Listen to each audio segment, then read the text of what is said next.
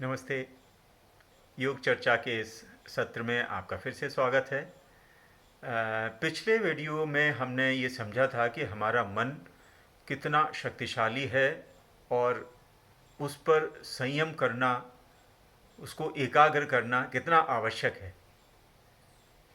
तो आज हम ये समझते हैं कि मन की कार्यप्रणाली क्या है, उसकी मोडस ऑपरेंडी क्या है, जिससे कि हम उसको संयमित करना हमारे लिए आसान हो सके। तो एक बहुत प्रसिद्ध साइकोलॉजिस्ट हुए हैं सिगमंड फ्राइड। उन्होंने मन का एक मॉडल प्रस्तुत किया। तो उनके अनुसार मन जो है वो 3 स्तरों पर काम करता है। जो सबसे बाह्य स्तर है वो है कॉन्शियस माइंड या चेतन मन, जो हमेशा हमारी सेंस ऑर्गन से जुड़ा हुआ है, इंद्रियों से जुड़ा हुआ है। और दूसरा जो स्तर है वो है सबकॉन्शियस माइंड, जो इंद्रियों से नहीं जुड़ा है। और उससे भी गहरा एक है अनकॉन्शियस माइंड या अचेतन मन। तो इसको कुछ एनालॉजी से समझने का प्रयास करते हैं। ये पहले तो उन्होंने ये समझाया कि ये जो है वो इनको हम कंप्यूटर से इसकी तुलना कर सकते हैं, तो जिससे हमें कुछ आसानी होगी समझने में। तो उन्होंने जो चेतन मन है उसकी तुलना की है कीबोर्ड और मॉनिटर से। जैसे ही कीबोर्ड पर हम कुछ डेटा पंच करते हैं वो इमीडिएटली मॉनिटर पर रिफ्लेक्ट होता है। तो वैसा ही हमारा चेतन मन काम करता है कि इमीडिएटली जैसे ही हमने कुछ ही विषय को ग्रहण किया उस पर हमें हमारी बुद्धि कुछ निर्णय करती है। सबकॉन्शियस माइंड को उन्होंने कहा ये है रैंडम एक्सेस मेमोरी, रैम। मतलब जो हाल फिलहाल जिन सॉफ्टवेयर को या जिन प्रोग्राम्स को हम यूज़ करते हैं वो एक अलग से एक उसमें रखे रहते हैं स्टोरेज में, जिसको हमने रैम कहा। उससे वो तुरंत रिट्रीव हो जाते हैं और उनसे आप काम करके फिर वो कर लेते हैं। और जो अनकॉन्शियस माइंड है उसकी तुलना उन्होंने करी है हार्ड डिस्क से। तो हार्ड डिस्क से डेटा आप रिट्रीव कर तो सकते हैं, लेकिन उसमें समय ज़्यादा लगता है। अब ये जो तीनों स्तर हैं मन के, वो किस तरह से मिलजुल के काम करते हैं, इसका उन्होंने एक शिप एनालॉजी दी है।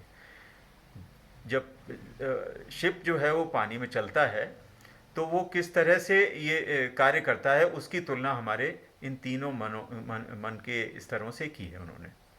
देखिए, शिप का जो कैप्टन है वो डेक पे बैठा रहता है अपनी दूरबीन लिए और केवल बाहर बाह्य उसको उसको देखता है। वो एक्चुअली उसका संचालन वो नहीं करता है। तो इसकी तुलना उन्होंने की है कॉन्शियस माइंड से, जो इंद्रियों से जुड़ा हुआ है। और जो एक्चुअल शिप का संचालन करने वाला जो क्रू मेंबर्स हैं वो इंजन रूम में बैठे रहते हैं, और इंजन रूम एनक्लोज होता है, मतलब बाह्य जगत से उसका कोई संपर्क सीधा नहीं है वो। तो इसी इसी प्रकार से सबकॉन्शियस माइंड है हमारा। सबकॉन्शियस माइंड जो है वो बाह्य जगत से जुड़ा नहीं है, लेकिन एक्चुअल काम वही करता है। और इसको थोड़ा सा और आगे समझते हैं कुछ एग्जाम्पल से। अब जैसे मान लीजिए शिप जो है वो पानी में चल रहा है। कैप्टन ने ये देखा कि सामने कोई आइसबर्ग है और जो राइट साइड में पूरा फैला हुआ है। तो उन्होंने अपने क्रू मेंबर्स को कमांड दिया कि भाई आप अपने शिप को लेफ़्ट साइड की ओर से ले लो, सामने आइसबर्ग है, हमारा शिप जो है वो क्रैश हो सकता है। तो क्रू मेंबर्स ने जल्दी से उसको लेफ़्ट साइड में लेके और फिर उसको निकाल लिया। कुछ आगे चल के कैप्टन ने देखा कि सामने एक डॉल्फिन का झुंड है। तो उसको ये लगा कि हमारे शिप से कहीं डिस्टर्ब ना हो जाए, तो उन्होंने अपने क्रू मेंबर्स को ये कमांड दिया कि आप अपने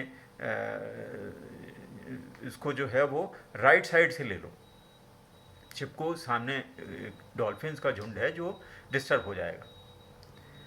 तो अब देखिए, जब भी कैप्टन दोबारा से ये बोलेगा कि अपने शिप को लेफ़्ट साइड में ले लो, तो जो क्रू मेंबर्स हैं यही समझेंगे कि ज़रूर सामने आइसबर्ग होगा।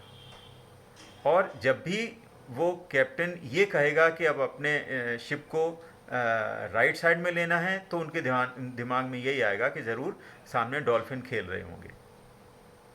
तो जिस तरह से हमारा चेतन मन हमारे अवचेतन मन को ट्रेन करता है, कस्टमाइज करता है, संस्कारित करता है, हमारा सबकॉन्शियस माइंड उसी तरह से काम करता है।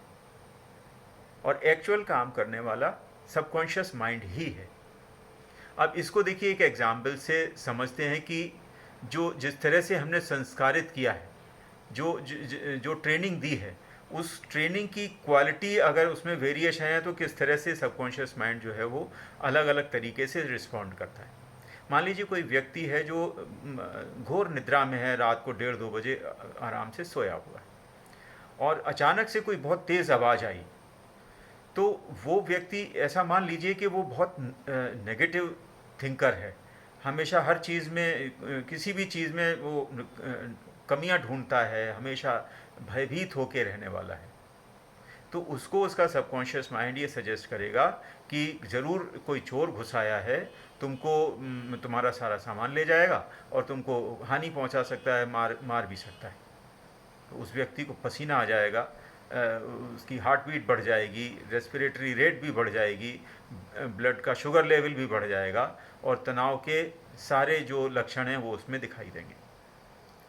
इसके उलट यदि वो व्यक्ति ऐसा है जो हर चीज़ में सकारात्मकता देखता है, निर्भीक होकर जीवन जीता है, तो उसका सबकॉन्शियस माइंड उसको सजेस्ट करेगा कि नहीं कोई बात नहीं, वो बिल्ली कूदी होगी और उसके कूदने से कुछ सामान गिरा है, इसकी आवाज़ आई और वो अगले ही पल फिर से सो जाएगा।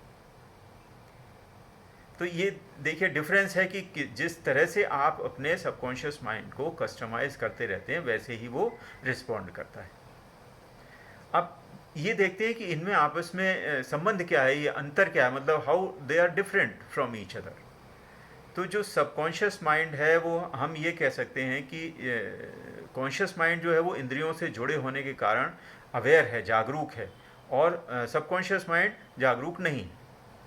या फिर एक ये भी कह सकते हैं कि क्योंकि सबकॉन्शियस माइंड हमारे सेंस ऑर्गन से हमेशा जुड़ा रहता है, तो उसमें जो है वो लॉजिकल थिंकिंग की पावर है, तार्किक विश्लेषण, तार्किक विवेचना की क्षमता है, जबकि सबकॉन्शियस माइंड में ऐसी कोई पावर नहीं है।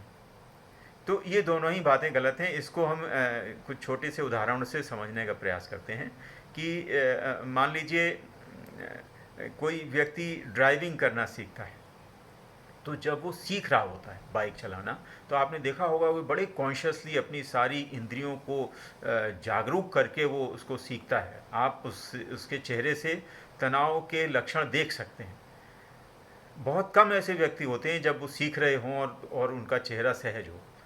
जब वो सीख रहे होते हैं बड़े तनाव में होते हैं, बड़े कॉन्शियसली उसको सीखते हैं। फिर एक बार जब वो सीख जाते हैं और वो जो ड्राइविंग की जो ट्रेनिंग है, उसका जो पूरा प्रोटोकॉल है, जब वो अपने सबकॉन्शियस माइंड को ट्रांसफ़र कर देते हैं, तो उसके बाद में फिर कॉन्शियस माइंड ड्राइव नहीं करता है, सबकॉन्शियस माइंड ही ड्राइव करता है। आपने देखा होगा कि हमारा ध्यान कहीं और है और हमारी बाइक आराम से चल रही है और वो सुचारू रूप से चल रही है। रेड लाइट आ गई तो वो रुक भी जाती है, अचानक से कुछ आ गया तो ब्रेक लग गया, या जहाँ उसको एक्सेलरेट करने की ज़रूरत है तो हम स्पीड बढ़ा भी देते हैं। तो जैसा आवश्यकता है उस अनुसार वो चलती रहती है और वो हमारा सबकॉन्शियस माइंड करता है, कॉन्शियस माइंड नहीं करता है।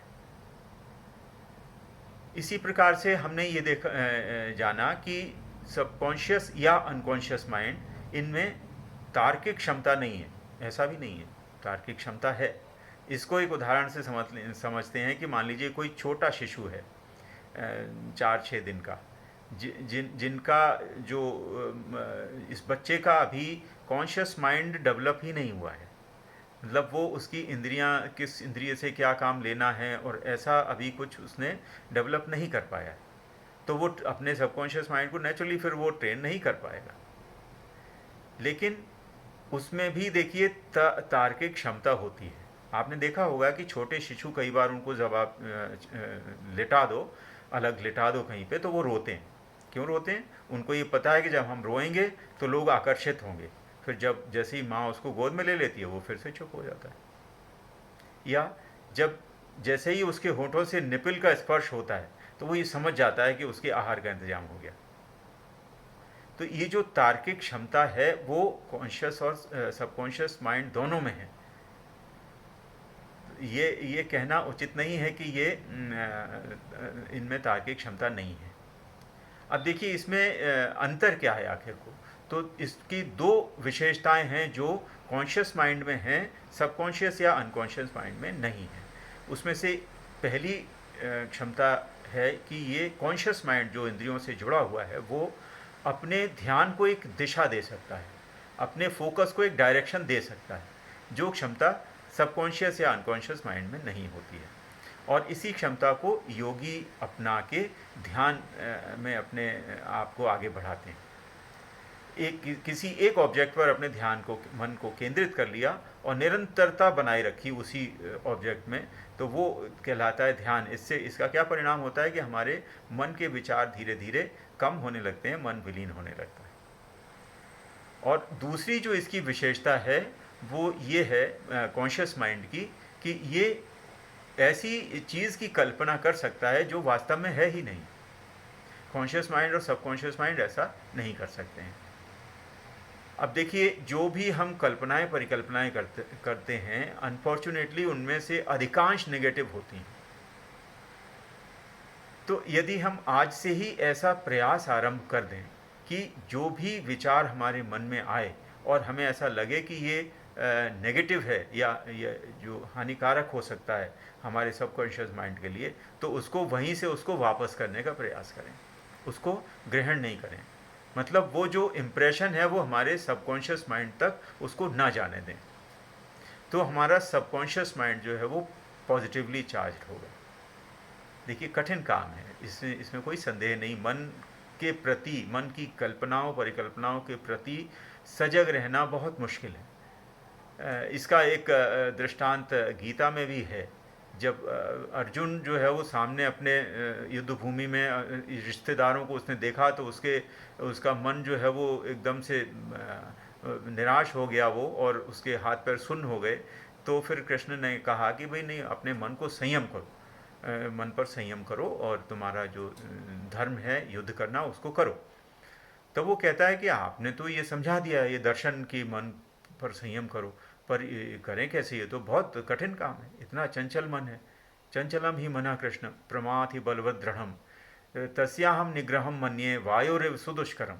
इतना प्रमथन स्वभाव वाला है कि इसको तो पकड़ना उतना ही कठिन है जितना वायु को मुट्ठी में बंद कर लेना। तब भगवान कृष्ण ने कहा कि असंशयम महाबाहो मनः दुर्निग्रहम चलम अभ्यासेन तो कौन्तेय वैराग्येण च गृह्यते।